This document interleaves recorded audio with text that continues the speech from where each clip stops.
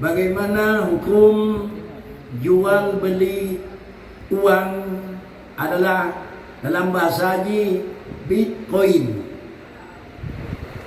Yang pertama, hukumnya merupakan kon fatwa karenanya kon hasil tingkat satu. Walaupun yang dua orangnya di sini perlindungan mendung orang tingkat satu. Balik adalah itu orang tingkat satu MPU. Juga habis yang empat orang tingkat satu MPU. Bahkan kemudian juga lain orang tingkat satu MPU.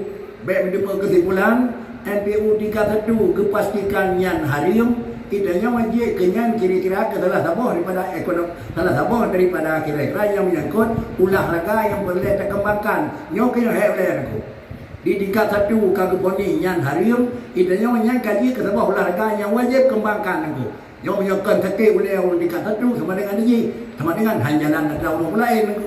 Fakri inilah yang berkali menyodi tingkat satu, fatwa ulama tingkat satu sesuai dengan fungsi ulama, yaitu memberi nasihat, memberi masukan, menetapkan kebijaksanaan pemerintah.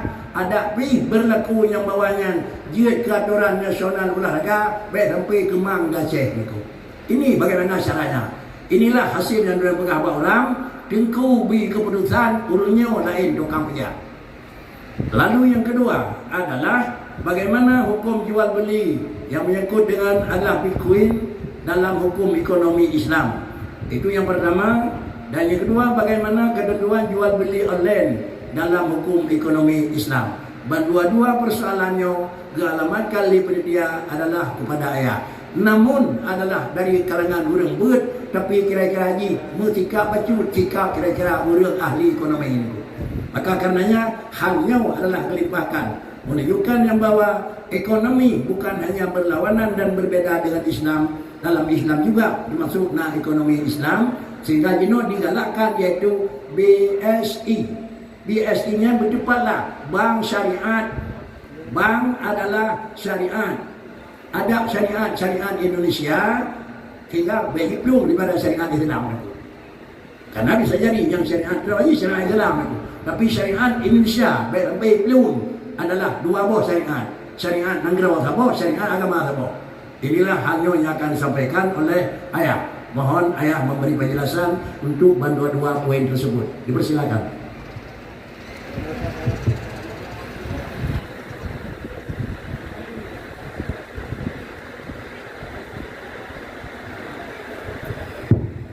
Assalamualaikum warahmatullahi wabarakatuh. Bismillah, anta syukuranillah, salatan wa salaman ala rasulillah wa ala alihi wa sahbihi wa man tabi'ah. Yang ulun Tuhan hormati dan ulun Tuhan muliakan Abu Pimpinan Dayah tempat yang mulianya, yang ulun Tuhan hormati dan muliakan Abu di Langkawi, yang ulun Tuhan hormati dan ulun muliakan Abu Madinah, yang ulun Tuhan hormati dan ulun Tuhan muliakan Walid dari Samalanga, yang ulun Tuhan hormati dan Tuhan muliakan Abi di Lumangen, Abi di Muna, dan Abu di Belanjuan sebagai moderator yang kami persilakan Tuhan untuk Tuhan bahas yang kami ditujukan oleh panitia, dan menancip kepada seluruh para pimpinan pesantren, pimpinan balai pengajian, pimpinan majelis taklim, imam syik, imam menasah, para tokoh-tokoh agama, terutama sekali kepada guru-guru yang di pesantren yang berbahagianya, khususnya kepada panitia yang telah bersusah payah untuk dilaksanakan secara akbar yang raya, dan kehormatan Tuhan juga kepada seluruh santri, terakhir kepada seluruh hadirin dan hadirat yang terlibat tempat yang berbahagianya. Semoga dengan acaranya kita mendapat berkah dari Allah Subhanahu wa taala. Amin. Hadirin yang terhormati, langsung kita maju pada poin pertanyaan yang pertama, bagaimana hukum jual beli uang kripto? uang kripto dalam kolom Bitcoin dalam pandangan hukum ekonomi Islam. Bagaimana hukum jual beli uang kripto atau Bitcoin dalam hukum ekonomi Islam? Maksudnya bagaimana dalam pandangan hukum fikih tentang muamalah ataupun mempergunakan baik menjadi barang atau menjadi harga untuk sesuatu barang lain dengan uang kripto ataupun Bitcoin. Kita harus mengerti dulu dengan apa yang dimaksudkan dengan uang kripto atau Bitcoin supaya pandangan Islam tentangnya dapat tabi ataupun tabuh hukum, karena hukum sesuatu adalah terhadap barang yang kita ketahui. Bila sesuatu hanya tertupu putra tanya tabuh hukum nyo hana betul karena syarat tabuh hukum sabo-sabo pun betul puat tanya di BNI.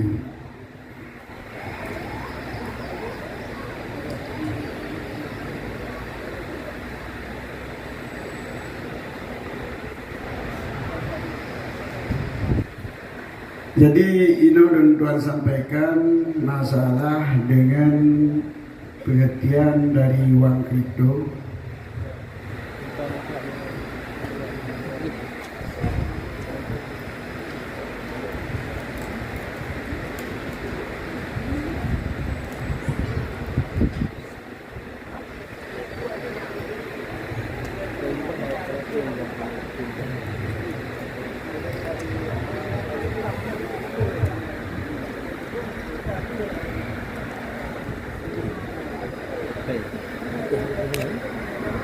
Uang kripto, uang elektronik, uang kertas. Ini ada beberapa uang di tempat kita yang pertama peng kertas, yang kedua maju peng elektronik juga dalam udara memang mana, tetapi dalam tabungan bank. Misalnya bank BCA dikeluarkan uang elektronik, jadi bank walaupun tanya mempunyai KB kilobit tak pergunakan pada komputer ataupun pada HP, ya namun dasar kilobit tersebut akan terjadi peralihan pemilikan yang kemudian ditanggung oleh pendiri bank, yaitu ditanggung oleh BCA, ada perusahaan yang menanggung. Itu adalah uang elektronik. Maka beda dengan bank dengan uang kripto. Uang kripto itu tanggung jawab bersama di dalam blockchain. Blockchain adalah buku besar yang bisa diakses sesama pengguna Bitcoin. Yang dinamakan dengan uang kripto adalah cryptocurrency, mata uang yang tersembunyi. Mata uang yang tersembunyi adalah sifatnya anonim, yaitu tidak ada identitas. Lagi uang rupiahnya uang negara Indonesia. Uang elektronik BCA akan ada identitas masing-masing. Tapi uang kripto itu siapa yang punya penanggung jawab itu tidak ada. Hanya kita sesama-sama yang masuk dalam aplikasi itu yang memiliki blockchain kemudian disimpan dalam blockchain, itulah kepemilikan berputar-putar di sana. Jadi penjelasan manaji uang kripto adalah mata uang tersembunyi. Yang namanya tersembunyi anonim, tidak ada identitas. Jadi hana empat, tak perlu rendah palapa, gadah palapa hana merupa hana le merupa sinyal, HP ataupun sinyal WiFi. Nyo gadah ju pempeng nampak di batok kapengan hana tempat le no. Gadah saudara. Tapi selama nanya, pengen tetap disimpan dalam buku yang dinamakan buku besar, yang bisa diakses, yang dinamakan dengan blockchain. Jadi alhasil fatwa para ulama Darul Ifta Mesir telah memfatwakan membaca itu fatwa Darul Ifta Mesir. Terus bagaimana kalau bergabung uangnya hana identitas, penyo hana alamat, hana mupat format, cuma nak terdaftar dalam buku draw yang khusus di sini buku daftar keroji, maka dalam halnya di nak terjadi menyokun fatwa Ifta Mesir kali pelajari konyan dampak negatif bagi perekonomian dunia. Memestinan dan kadang-kadang pengen kulonyo misi yugi situ riba sehingga bisa yugi situ juta. Jadi dalam siuroi 20 juta, tu setu 20 juta, tu 10 juta, tu setu 20 juta, dan tu setu 20 juta itu. Hanya jelas bisa jadi lagi. Maka dampak negatif bagi perekonomian. Terganggu keseimbangan pasar. Hana pasaran pengen lagi. Merusak konsep kerja pelaku ekonomi, memanggau pada bikin, menyumbang kereta, papen kereta, manaru, hanamo taju. Tidak ada perlindungan hukum terhadap pengguna atau orang yang berinteraksi dengannya. Hana ada rupa ya kita, ya lagi ya perdamaian. Tapi hana payah minta menau kau ini selama udip blockchain, selama udip jaringan tetap muka-muka kita hana payah hukum kau. Maka bila terjadi lagi bunuh gaduh jaringan, hana dapat amida, hana dapat pura polisi katanya, hana pocoli. Tidak ada prediksi dan perhitungan pemerintah padanya. Jadi hana prediksi harga, orang padung harga mungkin juga berapa masyarakat. Ya, nyokap tu nilai kripto ya. Jadi baru gold. Tengok kayak ini barang-barang biasa na prediksi pemerintah. Hilang sebagai kewenangan pemerintah dalam hal keuangan dengan berlaku mata uang Bitcoin. Mata Bitcoin hanya keuangan pemerintah, hanya kekuasaan pemerintah. Adanya kemudaratan yang timbul dari penipuan, kesamaran, kecurangan pada penggunaan standar dan harganya yang penting.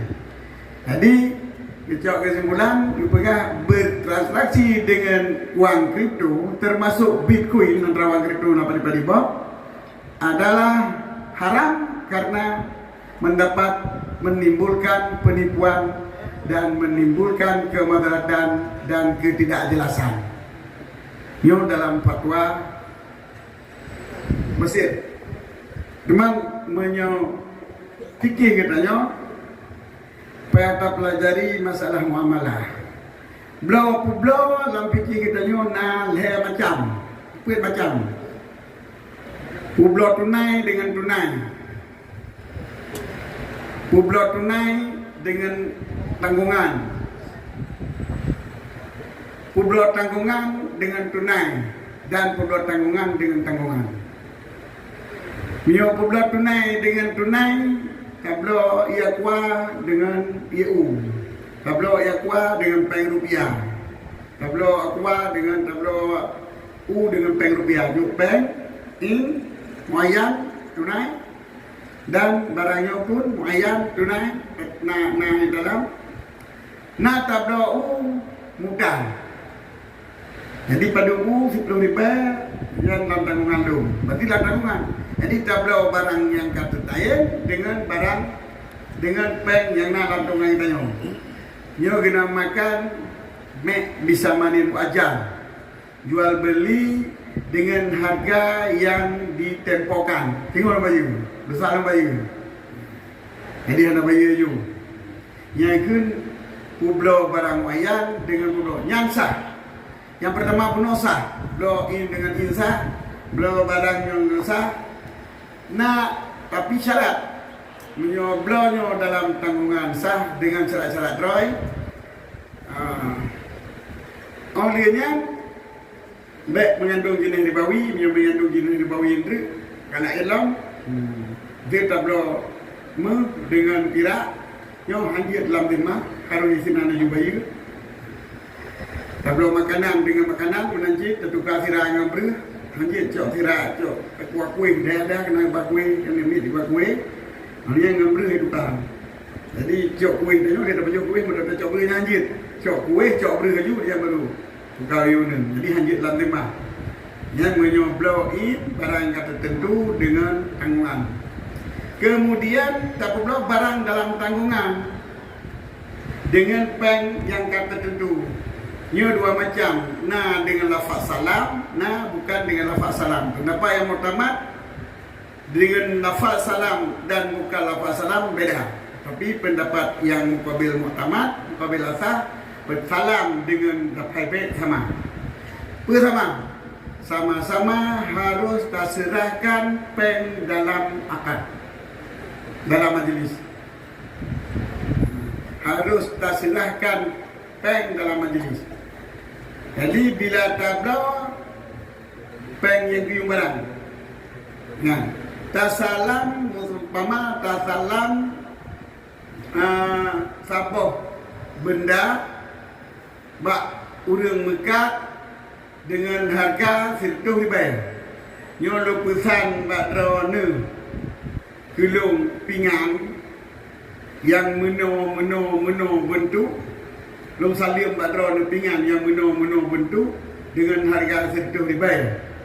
Nyan peng RM100 apa hajuk la majlisnya lagi. Hanya terahkan ke peng RM100 apa nya itu salam. Tapi menyo ulun blow barang badron pingan badron dengan harga RM100. Ya, nyo jut hana tajuk tapi wajib tapu meri ngan penyo. Tapi hana nujuk itu untuk nujuk jut. Nyan beda dengan betul. Menyongan lapai jual beli harus tapumeri dalam akad yumji, dalam majlis yang yumji, walaupun hana tajuk di sini. Tetapi menyo lapai salam payah tajuk di sini. Nyo beda di antara lapai salam dengan lapai jual beli. Menyo bak pendapat yang muktamad. Itu pun sah dengan syarat-syaratnya. Kemudian yang keempat adalah jual dalam tanggungan dengan dalam tanggungan. Nyo yang khilaf kebanyakan ulama pendapat pegang Hansa. Tapi nasi yang pegang sah menyoba atlah yang kalina dalam tanggungan. Nyo penjelasan ini lebih luas daripada jual Bitcoin. Jual barang dalam timah adalah tidak sah.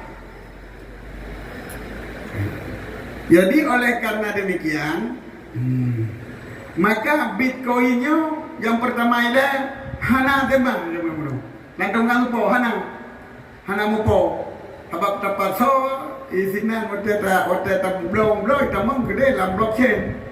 Jadi blockchainnya kau ring jadi dalam tembang blockchain aja mang. Berarti perlu blok ada. Jadi Bitcoinnya dia tak perlu blok bank. Jadi hana so tembang. Jadi hana nisabo bicara babi kuinya untuk alat jual beli. Sebab jual beli pun ini yang kamu bayar ataupun dalam tema. Sedangkan peng bitcoin hana dalam tema, maka hana sah muamalah dengan peng bitcoin.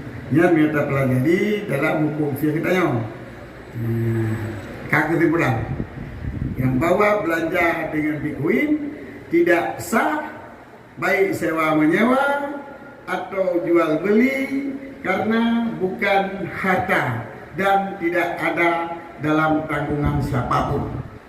Karena itu bukan harta yang muayyan dan tidak ada tanggungan dalam zimmah siapapun ataupun orang yang tertentu, tetapi dalam tanggungan blockchain yang sifatnya adalah anonim, tidak ada identitas. Sabuh permasalahan. Kemudian yang kedua, jual beli online.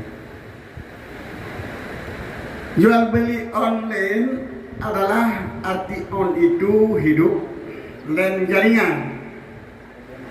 Online arti jual beli dalam jaringan yang hidup. Jadi jaringannya itu apa? Telepon, HP, Telegram itu mandung dalam jaringan. Punya offline, hanya udah jaringan, tapi langsung blog. Yang beda blog online dengan blog. Masalah jual beli online ini berarti dapat diartikan adalah melakukan transaksi jual beli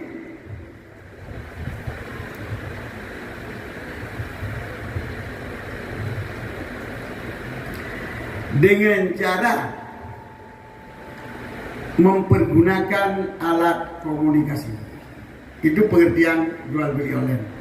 Melakukan transaksi jual beli dengan mempergunakan alat telekomunikasi.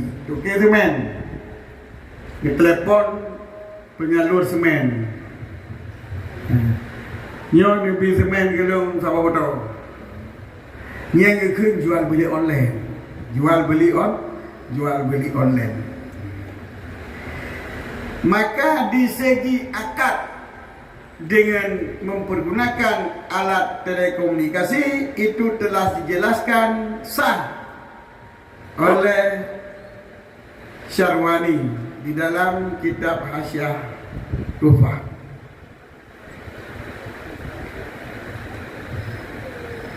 Tatkala kitab menyebut sah akad dengan surat, sah akad jual beli dengan tulisan, tetapi kinayah dengan arti kitanya waktu tatulinya harus taniat tu tak pula sabuk akad jual beli.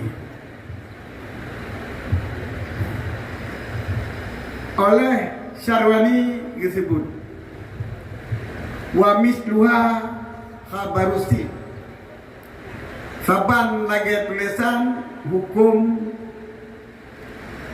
telegram. Khabarusilki adalah berita di dalam tali, berita di dalam talau. Jadi pakai talau telegram ni kan dapat telepon. Berita di dalam tali. Jadi khabar dalam talau, apa yang besar. Yang mana khabar dalam talau, apa yang besar. Gantian yang besar. Jadi khabar silki dalam bahasa Arabnya mungkin dengan berita khabar silki di dalam jaringan. Jadi siapa lagi begini? Khabar dalam talau. Maksudnya pakai talau, silki ini pakai talau, yaitu telegram ataupun telepon. Fi hazimil azminah, rupanya Pak Masa Syarwani karena telegram. Fal aqdu bihi kinayatun fi ma yadhhar. Maka terpegat akad dengan jaringan online adalah hukum kinayah. Jadi kesimpulan yang pertama, membuat akad jual beli dengan cara online adalah boleh, tetapi di waktu kita bicara dalam telepon harus ada niat untuk membuat akad jual beli. Itu yang pertama kali. Kemudian terjadilah hal-hal yang hanya mencukupi syarat penjualan pada jual beli dengan online. Karena syarat jual beli di antara lain adalah memberi barang ataupun disebut sifat-sifat barang pada orang yang belawang, yaitu dengan baik pinjaman. Jadi salam ataupun blow moyang menyobloin nyo syarat ji benar kalian barang hanya kalian gambar syarat ji kalian barang hanya kalian gambar apa menyoblo dalam demand pun hanya tunjuk dalam gambar harus tersebut sifat-sifat ji. Dia dalam tanggungan pun harus sebut tipe-tipe G. Semen Andalas, ni kali mana dia tipe G. Semen Padang, kasi mana dia tipe G, mulut tipe, dengan tipe tu kat baru. Yang menyoblo dalam tema. Maka orang bela online klik ajunya, tipe dana sebut membaca mentang, yang terbenar kepada tipuan karena nak pernah mendengar orang bela jum hijau tabun B. Maka sifat yang disebut harus jelas. Kemudian yang kedua, Hamzah terpegat bela dalam tema dengan cara online sebab mungkin tajuk pen dalam majlisnya.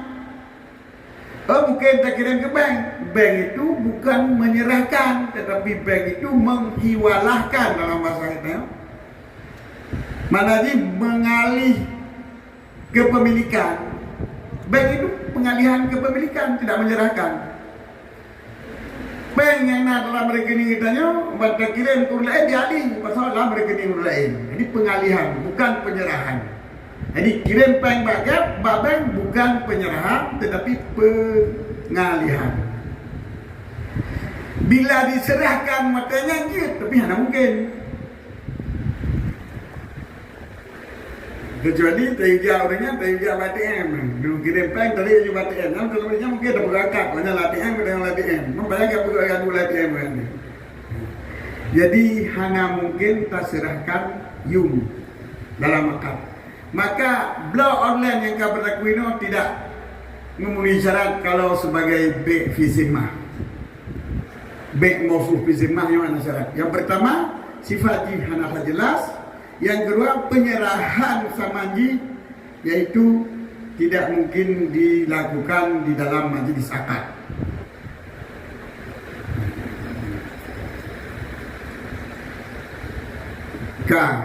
Kemudian solusi. Kitanya yang blow online adalah payah tak pegat kelai komunikasi baik dengan SMS ataupun WA ataupun telefon langsung kepada pelaku akad, baik pemilik atau orang yang diwakili sebagai pelaku akad pada toko tersebut. Lamati payah hubungi kilai urinya. Barang kali terima dan kali dulu kaji dontung dan kalau bawa dengan payah yang kalau kirim ke dalam. Gikan kaji pada dia. Kau boleh. Bicara okey dengan tulisan, kau boleh. Kasai tapi kau benar ni, punya negeri benar ni. Haji kau tak ada ni. Ini adalah solusi. Jadi kesimpulan bet jual beli di segi pegang akad sah tapi syarat benar ni, di segi hana kalian barang sah dan di segi sebut barang dalam dema ataupun sebut sifat barang dan demanya pun hansah lantaran mungkin terserahkan YUM dalam majlis akad. Tetapi bila dilakukan jual penjualan online, setelah kita terima barang, dia kata terima, kita buka lidah kalian, baru komunikasi kembali untuk menyatakan jual ataupun membuat akad jual beli. Nah, demikian penjelasan. Allah a'lam bishawab. Walillahi Muhammad.